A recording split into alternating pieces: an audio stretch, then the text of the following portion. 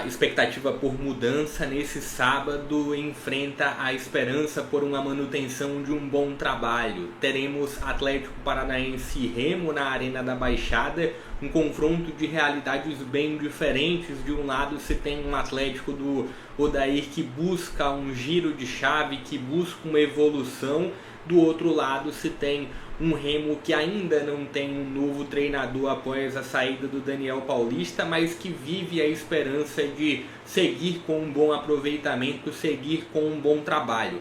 Em comum, o que existe são os problemas para os dois lados. Do lado do Remo não tem a figura do Marcelinho, não conta com a figura do Sávio, não tem o nome do Viseu disponível, mesmo não tão bem na temporada, mas é uma baixa considerável. Do outro lado se tem um Atlético sem a figura do Zapelli, sem a figura do Palácio, sem a figura do Dudu.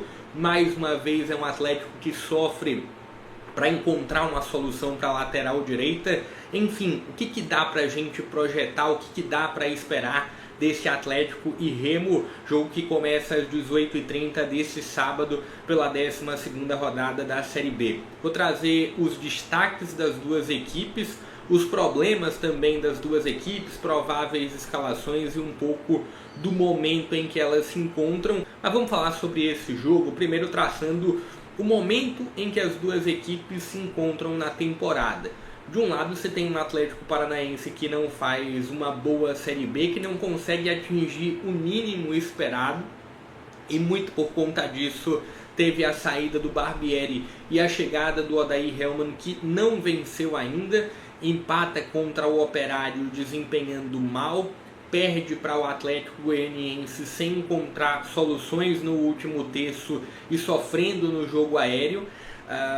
E do outro lado se tem o fator de um Remo que consegue a vitória diante da equipe do Operário, mesmo sem a figura do Daniel Paulista, principalmente a partir da entrada do Regis em campo durante o segundo tempo. E aí a gente começa a destacar o fator individual das duas equipes.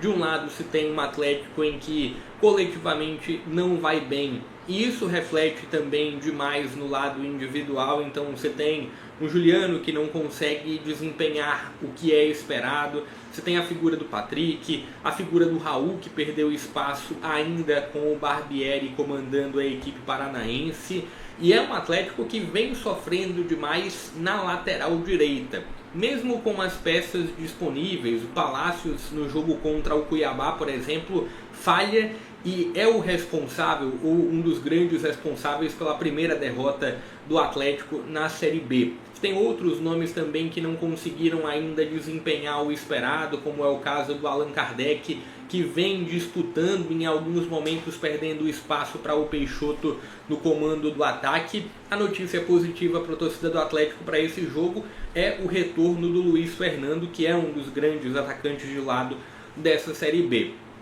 Do outro lado você tem a figura do Pedro Rocha como o grande nome do Remo na temporada, mas claramente um Pedro Rocha que caiu nos últimos jogos, que caiu nas últimas rodadas, olhando para o desempenho, olhando para o que ele vem conseguindo entregar durante os 90 minutos jogo a jogo. É bem verdade que ele participa diretamente da vitória com uma assistência para o gol do Sávio, o gol que gerou a virada do Remo diante da equipe do Operário.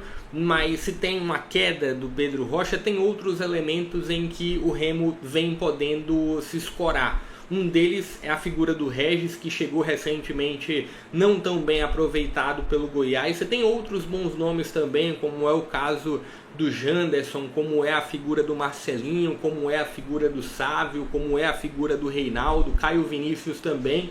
Só que aí a gente chega aos problemas do Remo. Remo não conta com o Marcelinho, se tem uma dúvida para a lateral direita. Remo não conta com a figura do Sávio. Olhando para o retrato da Série B até aqui, e para o que foi o trabalho do Odair com muito pouco tempo de entre jogos, de buscar alguma evolução, eu entendo que é um Remo que tem uma força maior para esse jogo. Então eu coloco uma tendência para o Remo mesmo fora de casa.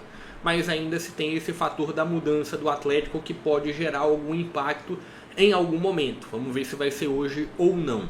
Esse jogo é exclusivo do grupo Disney. Esse jogo vai passar apenas ou na ESPN ou no Disney Plus. Não sei se vai passar na ESPN em TV aberta, em TV fechada, mas vai passar no serviço de streaming do Disney Plus. Vou ficando por aqui. Até a próxima.